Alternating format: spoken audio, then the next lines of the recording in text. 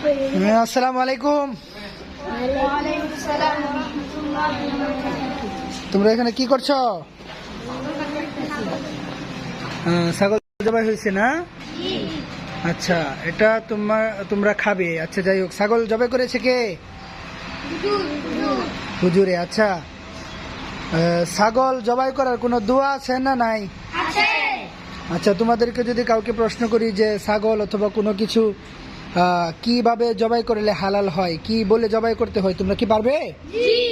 একজনকে জিজ্ঞেস করি, আয়ান বলো তো, কোনো কিছু জবাই করার সময় কি বলে জবাই করতে হয়? জোরে বলো। বিসমিল্লাহি আল্লাহু আকবার। তুমি বলো তো। তুমি বলো, মুরগি জবাই করার সময় কি বলে জবাই করতে হয়?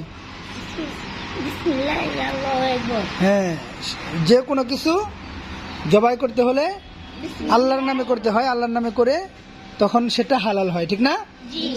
তো সম্মানিত দর্শকবৃন্দ, এই ছোট ছোট বাচ্চারাও কিন্তু জানে যে কোনো কিছু জবাই কিভাবে করলে হালাল হয়, কার নামে করতে হয়। আশা করছি আপনারাও জেনে নিয়েছেন। এভাবে আমরা ইনশাল্লাহ পশু জবাই করে আল্লাহর নাম নিয়ে তারপর সেটা হালাল করে আমরা খাবো।